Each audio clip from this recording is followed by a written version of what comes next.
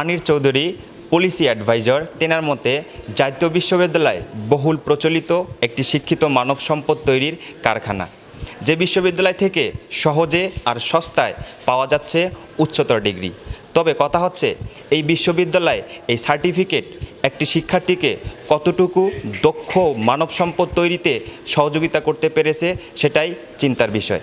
BIDS এর তথ্য বলছে জাতীয় বিশ্ববিদ্যালয় থেকে উত্তীর্ণদের মধ্যে কর্মসংস্থানের সুযোগ না পেয়ে বেকার প্রায় ৬৬% এবং ভালো কর্মসংস্থানের সুযোগ পাচ্ছে মাত্র ২১%। একের পর এক শীর্ষস্থানীয় সংবাদ মাধ্যমগুলো প্রতিবেদন প্রকাশ করার পরও কেন এর সুষ্ঠু সমাধান পাচ্ছে না অবহেলিত জাতীয় বিশ্ববিদ্যালয়ের সাধারণ শিক্ষার্থীরা? জাতীয় বিশ্ববিদ্যালয় থেকে আপনি অনার্স মাস্টার্স শেষের পর্যায়ে, ঠিক এই মুহূর্তে এসে একজন শিক্ষার্থী হিসেবে জাতীয় বিশ্ববিদ্যালয় সম্পর্কে আপনার অভিমত, অভিযোগ, অভিব্যক্তিটা কি, সেটা আজকে আমাদের সামনে আপনি বলবেন। আমি মোহাম্মদ মাকসুদ মেহেদি বকশি। আমি এখন মাস্টার্সে রানিং স্টুডেন্ট, অনার্স শেষ করেছি। আসলে জাতীয় বিশ্ববিদ্যালয়ের আন্ডারে যে সকল কলেজ রয়েছে, এই কলেজগুলোর মানে কিছু কিছু সমস্যাগুলো না আমাদের চোখে পড়ে, যার কারণে দেখা যাচ্ছে যে একটা জাতীয় ইউনিভার্সিটির স্টুডেন্ট অন্যান্য পাবলিক ইউনিভার্সিটি যেগুলো রয়েছে আমাদের দেশে, সেইগুলো ইউনিভার্সিটির শিক্ষার্থীদের থেকে আমরা অনেকটাই পিছিয়ে পড়ে আছি। পিছিয়ে পড়ার কিছু কারণ রয়েছে।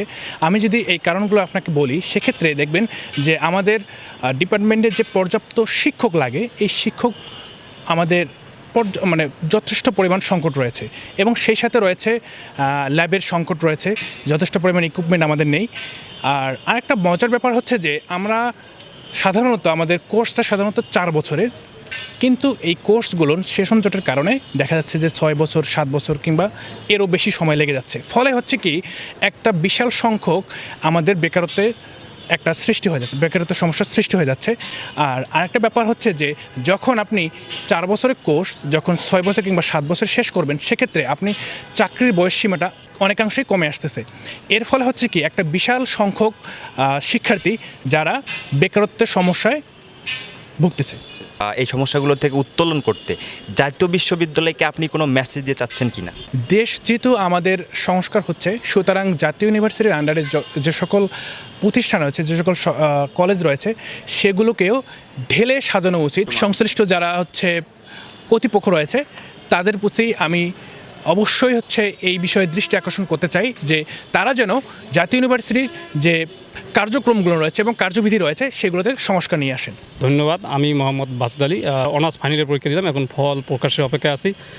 তো আমি অনার্স ফাইনাল পরীক্ষা শেষ করে এখন অনেক চাকরির কোচিংয়ের জন্য অনেক স্টুডেন্টের সঙ্গে কোচিং করতেছি। তাদের মধ্যে দেখতেছি জাতীয় বিশ্ববিদ্যালয় এবং ভার্সিটির বিভিন্ন যে পাবলিক বিশ্ববিদ্যালয় আছে, তাদের সাথে আমাদের অনেক দূর কম্পেয়ার, মানে ডিফারেন্সটা এতটা বেশি যে প্রায় দিন রাতের মতোই, দিন এবং রাত যেন এরকম পার্থক্য।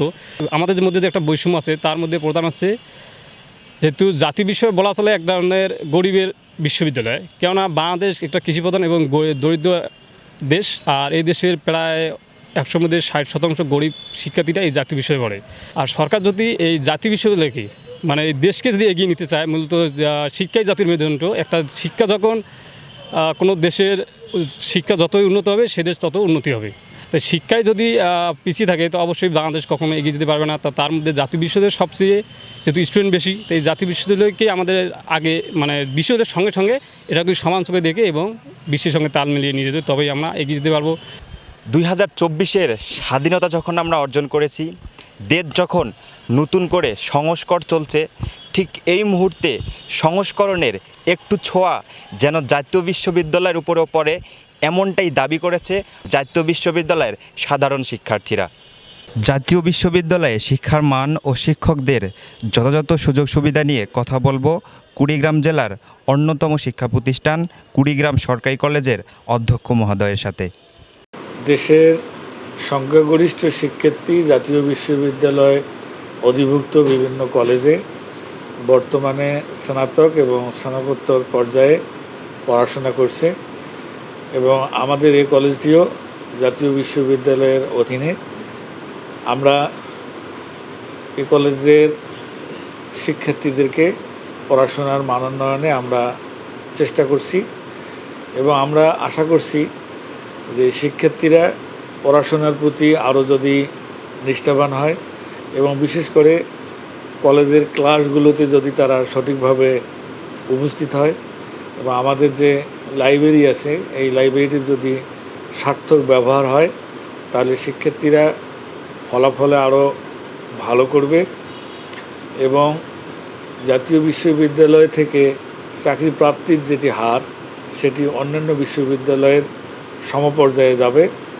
এক্ষেত্রে আমাদের সকলের প্রয়োজন যে আমরা যেমন নিষ্ঠার সাথে পাঠদান করব, শিক্ষার্থীরাও যেন ঠিক তেমনইভাবে পাঠটি গ্রহণ করে এবং একটি বিশ্ববিদ্যালয়ের শিক্ষার্থীর মানদণ্ডে যেভাবে পড়াশোনা করা উচিত সেভাবে যদি তারা পড়াশোনা করে, ইনশাআল্লাহ জাতীয় বিশ্ববিদ্যালয় এ বাধা পেরিয়ে যাবে।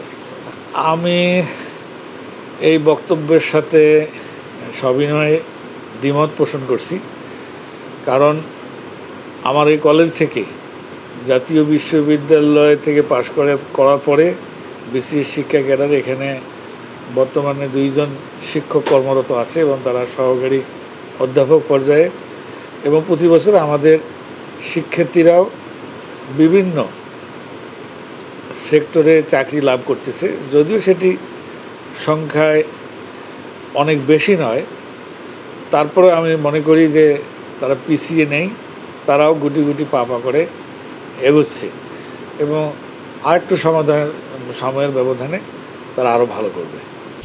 এই বিরাট জনগোষ্ঠীকে অবহেলিত রেখে একটি দেশ কখনো স্বয়ংসম্পূর্ণ হওয়া সম্ভব না।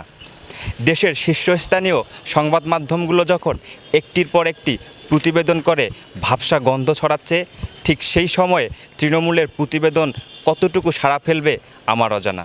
তারপরেও জাতীয় বিশ্ববিদ্যালয়ের সাথে সংশ্লিষ্টদের বলবো, জাতীয় বিশ্ববিদ্যালয়কে ঢেলে সাজানো গেলে জাতীয় বিশ্ববিদ্যালয়ও একটি স্বনামধন্য বিশ্ববিদ্যালয়ে পরিণত হবে বলে আমরা মনে করছি।